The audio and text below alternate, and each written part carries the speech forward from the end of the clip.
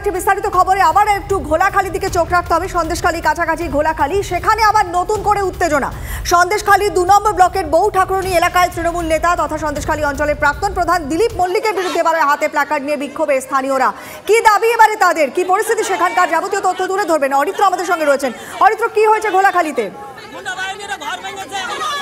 তৃণমূল নেতার অনুগামীদের সঙ্গে ধস্তাধস্তি ঘোলাখালিতে, নতুন করে আবার উত্তেজনা। সন্দেশখালী ২ নম্বর ব্লকের বউ ঠাকুরানী এলাকার তৃণমূল নেতা তথা সন্দেশখালী অঞ্চলের প্রাক্তন প্রধান দিলীপ মল্লিকের বিরুদ্ধে হাতে প্ল্যাকার্ড নিয়ে বিক্ষোভ দেখান স্থানীয়রা।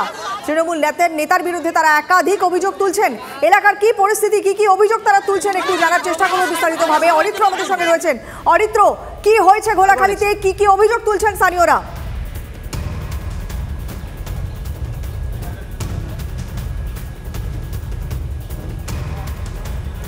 দেখো, একদমই তাই। ভোলাখালী এলাকা বউ ঠাকুরানীর যে ঘাট, সেই ঘাটের কাছেই কিন্তু বিক্ষোভ এবং মহিলাদের প্রতিবাদ শুরু হয়। মূলত স্থানীয় তৃণমূল নেতা এবং প্রধান দিলীপ মল্লিক, তার বিরুদ্ধে কিন্তু একাধিক অভিযোগ সামনে উঠে আসে, যেটা মহিলারা দাবি করেছেন যে জব কার্ডের টাকা, জমি দখল সহ একাধিক অভিযোগ তার বিরুদ্ধে রয়েছে এবং দীর্ঘদিন ধরেই তিনি একইভাবে এই অত্যাচার চালিয়ে গিয়েছেন এবং সেই কারণেই কিন্তু তাদের এই বিক্ষোভ এবং অবস্থান। তবে পরিস্থিতি কিন্তু গুরুতর হয়নি, তার কারণ ঘটনার খবর পেয়ে এলাকায় পুলিশ পৌঁছায় এবং বিক্ষোভকর পরিস্থিতি সামাল দেয়। মূলত যেটা মহিলারা অভিযোগ করছেন যে জব কার্ড অর্থাৎ ১০০ দিনের কাজের যে টাকা, সেই টাকা, প্রাপ্য টাকা মহিলারা অনেক ক্ষেত্রে পাননি। অনেক ক্ষেত্রে জমি দখল করে রাখা হয়েছে, আবার কখনো কখনো অত্যাচার করা হয়েছে জমি না দিতে চাইলে, এরকম একাধিক অভিযোগ কিন্তু রয়েছে। তোমার খুব মনে থাকবে, উল্লেখযোগ্য নজর রাখো, বোঝা গেল এখানেও একাধিক অভিযোগ, মানে সেই একই রকম ঘটনা ঘোলাখালিতে। তুমি নজর রাখো, পরবর্তীতে আবারও যোগাযোগ করছি। পরিস্থিতি কোন দিকে দাঁড়ায় আপডেট দিতে থাকবো আপনাদের।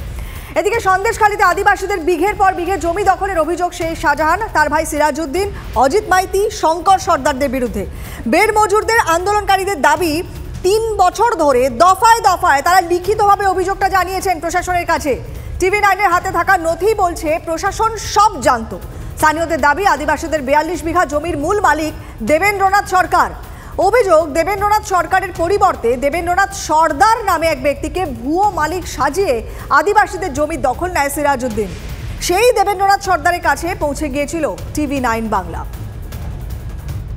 সন্দেশখালীর ধাঁচে ক্ষোভের আগুনে ফুঁসছে বের মজুর। প্রতিদিনই বিক্ষোভ সামাল দিতে গিয়ে নাস্তানাবুদ অবস্থা পুলিশ প্রশাসনের। শাসক দলের নেতারা বলছেন কোথাও কোনো এর আগে অভিযোগ জমা পড়েনি। TV9-এর হাতে সেই নথি, TV9-এর হাতে থাকা নথি বলছে অভিযোগ জমা পড়েছিল। শুধু অভিযোগ জমা পড়েছিল তাই নয়, সাক্ষ্য রয়েছে শেখ সিরাজউদ্দিন, যার মাধ্যমে এই ৪২ বিঘা জমি হাতিয়েছে, তার কাছে পৌঁছে গিয়েছিলাম একমাত্র আমরা। আমাকে সিরাজ ডাক্তার তো আমাকে ডেকেছে, নিয়ে গিয়ে আমাকে ডেকে নিয়ে আমাকে এখান থেকে তুলে নিয়ে চলে গেছে। আপনি দেবেন্দ্রনাথ সরকারের নামে সই করো, আর তোমার নাম কি এটা বলে, ওইটা তুমি সর্দার বলে সই করো, দেবেন সর্দার বলে সই করো। বিনিময়ে কিছু দেয়নি? ১০০০ টাকা দিয়েছিল সই করার জন্য। ১০,০০০ টাকা দিয়েছিল? হ্যাঁ। কি বলে দিয়েছিল? বলে যে তুমি ডাক্তার দেখাবে। শুয়ে শুয়ে সই করিয়েছে আমাকে।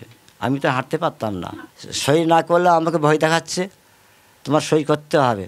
এর নিচে যাও, তোমার সই করে নিয়ে তারপর তোমার বাড়ি। মনে মনে করতে আমি যদি না সই করি তাহলে তো আমাকে তো মৃত্যুসজ্জায় আমাকে ফেলে দেবে, আমাকে একদম ডেট করে দেবে আমাকে। প্রশাসন বলছে কোনো সুনির্দিষ্ট অভিযোগ এর আগে হয়নি। একই কথা বলছেন নেতা মন্ত্রীরা।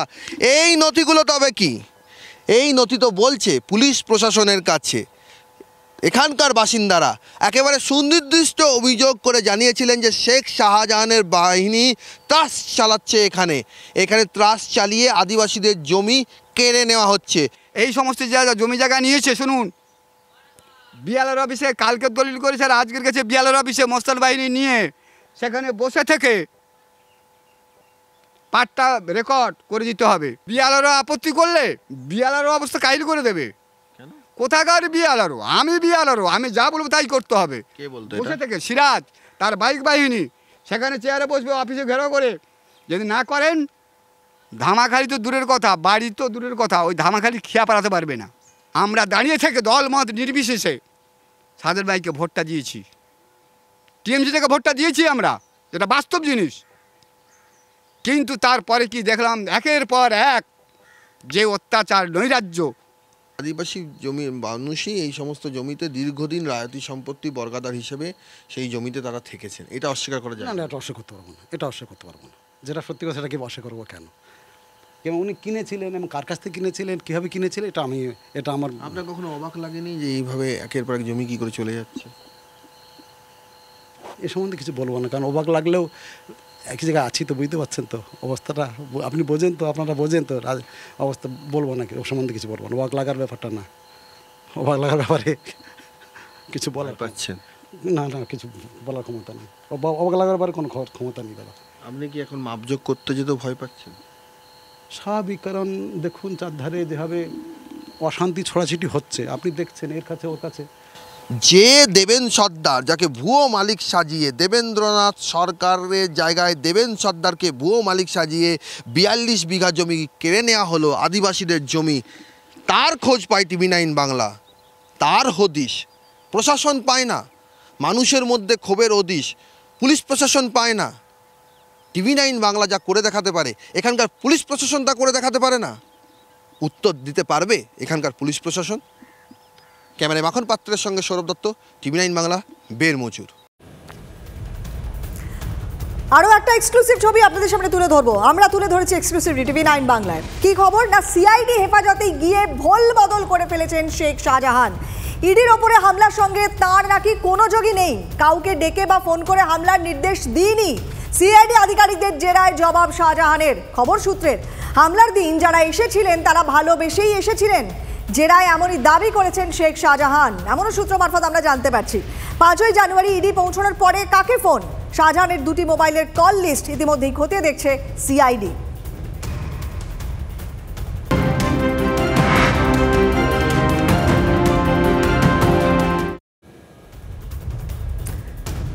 প্রধানমন্ত্রী আজ আসছেন, আর তারই মধ্যে যে আপডেট আমরা পাচ্ছি, আজকেই প্রধানমন্ত্রী মুখ্যমন্ত্রী বৈঠক রাজভবনে হতে চলেছে। মোদি মমতার এই বিশেষ হাই প্রোফাইল বৈঠক বিকেল 5:30টায় রাজভবনে নরেন্দ্র মোদি পৌঁছবেন। রাজভবনেই নরেন্দ্র মোদির সঙ্গে বৈঠক করবেন মমতা বন্দ্যোপাধ্যায়। বিকেল 5:30টায় রাজভবনে হতে চলেছে এই হাই প্রোফাইল বৈঠক।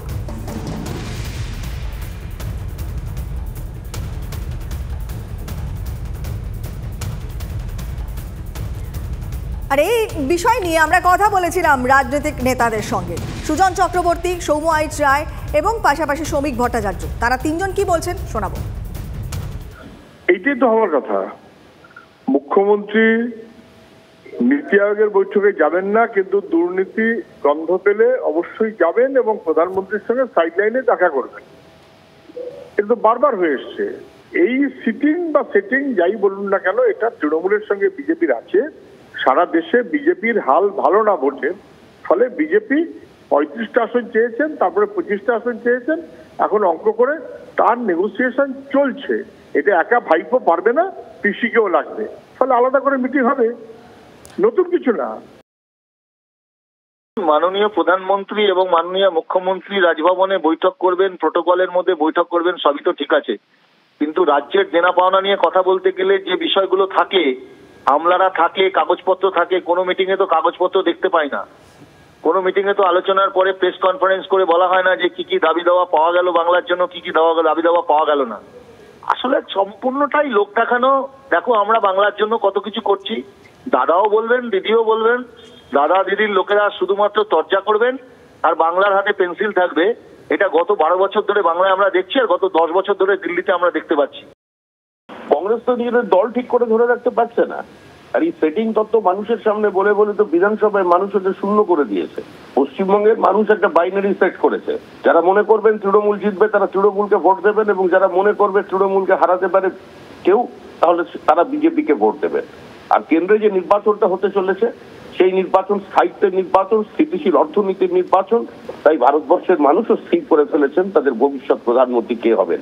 এই নির্বাচনে কংগ্রেস এবং CPIM তারা কার্যত দর্শক থাকবেন, তারা নেট প্র্যাকটিস করছেন করুন, কিন্তু ম্যাচের দিন তারা বাইরেই থাকবেন, মাঠে নামার সুযোগ পাবেন না।